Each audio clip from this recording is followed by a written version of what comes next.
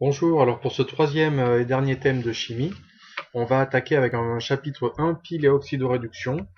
Donc l'objectif va être de comprendre dans un premier temps et une première partie le phénomène de la corrosion, de l'oxydation, et on verra par la suite dans une deuxième vidéo comment exploiter ce phénomène, qui est un phénomène spontané, pour produire de l'énergie. On verra qu'il est possible de créer une pile avec des éléments très simples, et on verra ensemble le fonctionnement des piles que vous pouvez acheter dans le commerce. Dans un premier temps, voyons à quoi ça ressemble déjà le phénomène d'oxydation. Ça, c'est quelque chose que vous connaissez tous. C'est du fer qu'on a laissé traîner dans la cour et avec l'humidité de l'air, surtout à la Réunion, eh bien, elle a rouillé. Cette rouille, elle est due à la présence de fer et d'eau. Et l'eau va oxyder le fer à son contact. Et ça va se transformer en oxyde de fer, Fe2O3. Mais on peut se poser la question, pourquoi est-ce que c'est pas le fer qui oxyde l'eau?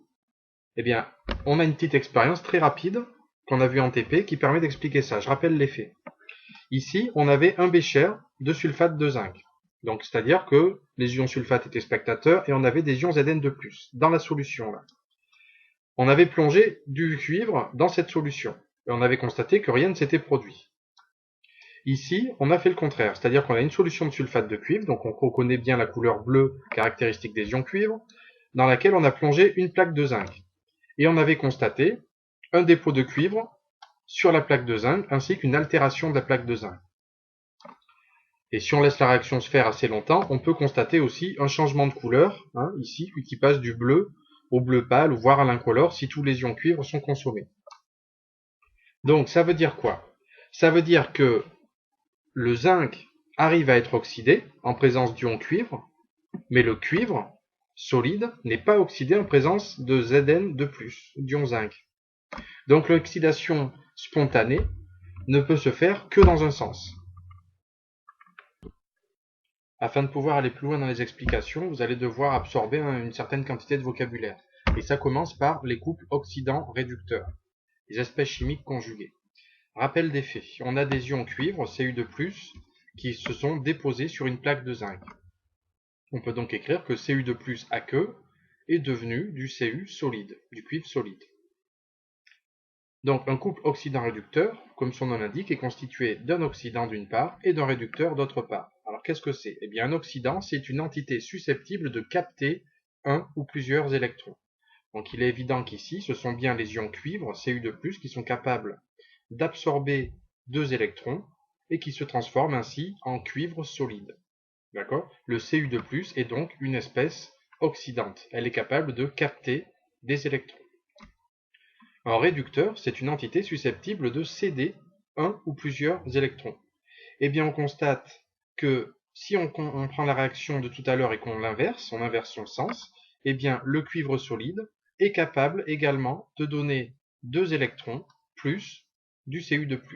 Le cuivre solide est donc un réducteur.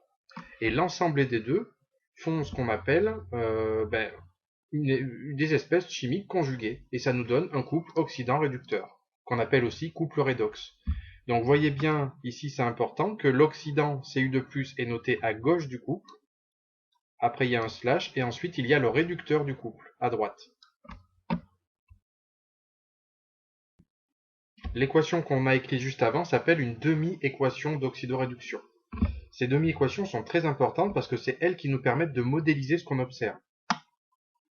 Donc vous pouvez noter déjà qu'elles servent à traduire la transformation possible d'une des espèces conjuguées en l'autre. Par exemple, l'espèce Cu2+, qui est capable de se transformer en Cu en absorbant deux électrons, ou le cuivre qui est capable de se transformer en Cu2+. On peut généraliser cette demi-équation de la sorte. Donc on a l'oxydant, l'espèce oxydante, plus un certain nombre n d'électrons, qui est capable de donner un réducteur, l'espèce réductrice, mais attention, elle est également capable, l'espèce réductrice, de donner l'oxydant qui correspond. La réaction d'oxydoréduction maintenant. Alors, si on reprend cette transformation qu'on étudie depuis le début, ce qu'on appelle réduction consiste à un gain d'électrons. Et ce qu'on appelle oxydation, c'est le contraire, c'est la perte d'électrons. Donc le cuivre Cu2+, a été réduit puisqu'il est devenu du Cu solide. Donc, est-ce qu'il y a eu oxydation, hein, d'autre part, puisque on peut se demander, mais attends, les ions cuivre Cu2+, ils reçoivent des électrons, mais d'où est-ce qu'ils sortent ces électrons? Eh bien, c'est ce qu'on va voir tout de suite. Alors, pour être sûr de bien comprendre, je reprends depuis le début ce qui se passe. On a comme espèce initialement présente des ions cuivre Cu2+, et du zinc solide. Je rappelle que les ions cuivre ont été réduits, on le sait, puisque les ions cuivre Cu2+, se sont déposés sous forme solide sur la plaque de fer. C'est donc une réduction. Comment je le sais? Ben, c'est très simple, le cuivre il a forcément dû gagner des électrons pour se déposer. Donc ces électrons, ils viennent forcément de quelque part, du zinc, qui lui aura été oxydé. Souvenez-vous de la définition, une espèce, elle est oxydée lorsqu'elle libère des électrons. Donc c'est ce qui s'est passé avec le zinc. C'est pour ça qu'on peut voir aussi que le zinc a été un petit peu rongé lors de l'expérience. Et je rajoute la flèche dans le sens inverse, parce que je ne dois pas oublier le caractère réversible de la demi-équation redox. Rappel du vocabulaire, le cuivre a été réduit, il oxyde donc le zinc. Et le zinc a été réduit par le cuivre. Bien sûr, je rappelle que une transformation implique l'autre. Une transformation ne peut pas avoir lieu sans l'autre. Le cuivre ne peut pas se réduire s'il n'a pas d'électrons qui lui arrivent dessus. Allez, on va se faire une petite animation pour être sûr d'avoir bien compris la transformation qui s'est produite. Donc, on voit, là je prends l'expérience par un autre bout, au lieu de considérer le dépôt de cuivre, on va considérer le fait que la plaque de zinc est rongée. Donc, ici, si la plaque de zinc est rongée, ça veut dire qu'il y a des ions zinc, Zn2+, qui sont libérés dans la solution. Et donc des électrons qui vont circuler dans la plaque de zinc et qui vont être captés par des ions cuivre qui passent à côté. Les ions cuivre seront donc réduits et un point rouge, cuivré, un dépôt de cuivre, se fera sur la plaque de zinc. Et cette opération va avoir lieu plusieurs fois, autant de fois qu'il sera possible par rapport à la quantité de substance d'ion cuivre ou de zinc qu'il y aura dans la réaction, dans le réacteur. Donc ici, là on peut voir là que le cuivre Cu2+ s'est réduit et un ion zinc est apparu à la place, etc., etc. Et donc la réaction se produira autant que possible. Jusqu'à ce qu'on ait quelque chose qui ressemble à ça, donc une quantité très importante de cuivre solide qui se sera déposée sur le zinc. Donc vous, ce qu'on attendra de vous, c'est que vous sachiez modéliser ces transformations.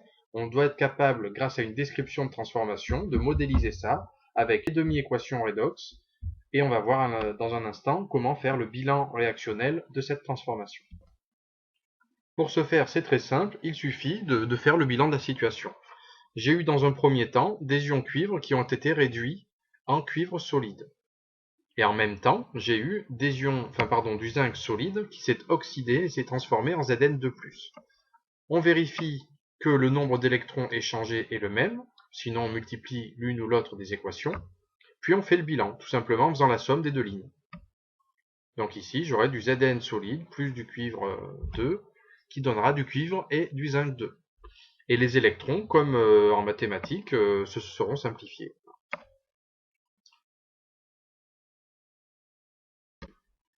Voilà pour la fin de cette partie 1. À bientôt pour la partie 2.